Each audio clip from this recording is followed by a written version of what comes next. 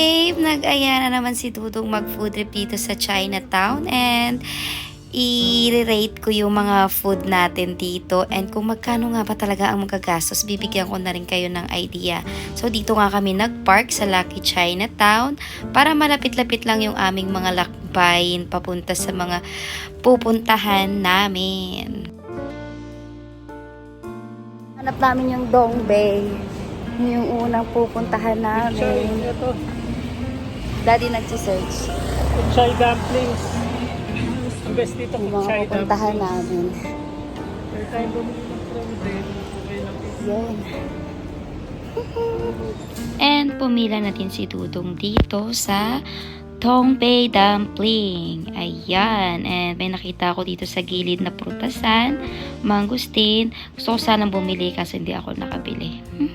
Anyway, yan yung aming in-order. 14 pieces. So, 200. So, after namin mabili, kailangan agad naming lantakan ito mga babe. Dito lang kami sa kalsada.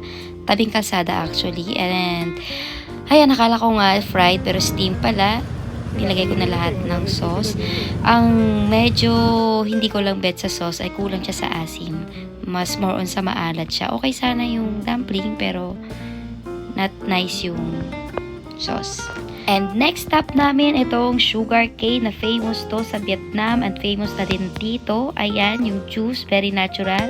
At itong ang fried dumpling, ayan. 150 lang yan and 6 pieces yata. And itong, hindi, madami yun. Nakalimutan ko kung gano'ng kadami. Nakakatuwa lang tong juice, so may mga bubuyog. And 100 pesos per baso. And masarap siya. Yan, nagustuhan ko yan. Mga, syempre 9/10 kasi hindi ko alam yung sanitation. So, yan, tinikman ko na mga babe. Dito lang sa may Salazar Street. Sa may Veggie Select. Tapat ng Veggie Select. So, ayan. Madami-dami rin pala. Hindi lang siya, 6 pieces. Tapos, 150 na siya. So, sabi ko dyan, titikman ko muna ng walang sauce. Kung anong lasa. And, masarap. Gusto ko siya at mamiti. Ayan. Tapos, itatry ko naman siya ng with sauce, mga babe, at hindi ko nagustuhan ng sauce. Why? It's because sobrang alat.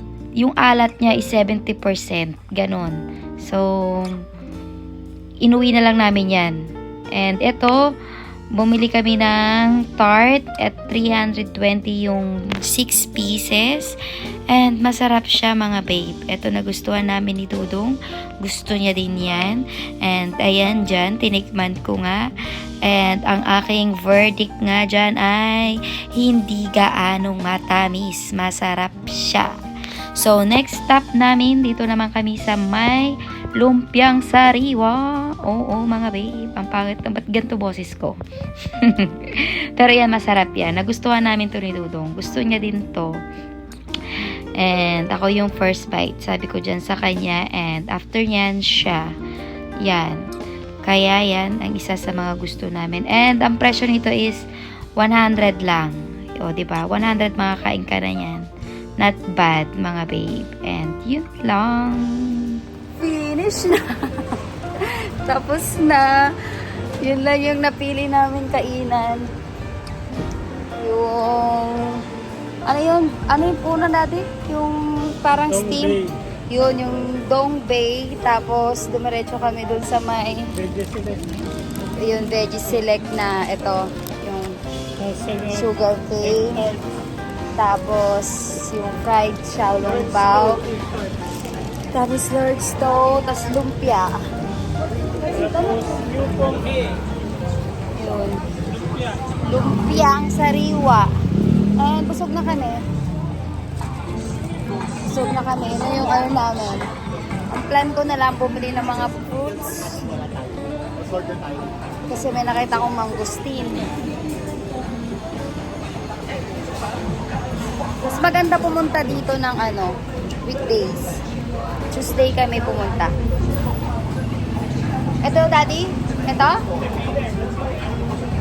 Para may plano pa sa kumain ng beef stew.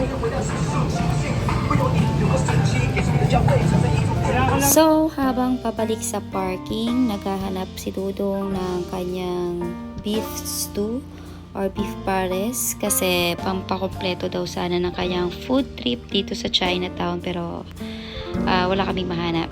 Wala siyang mahanap. And nagtry na lang ako nitong tanghulo.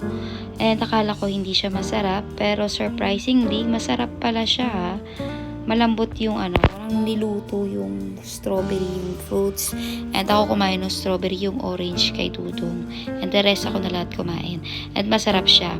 So yung food trip namin dito umabot ng 1,050, ganun lang. And ayan, pauwi na din kami. 6 PM kami natapos eh. Yun lang mga babe, mabilis lang. Thank you for watching!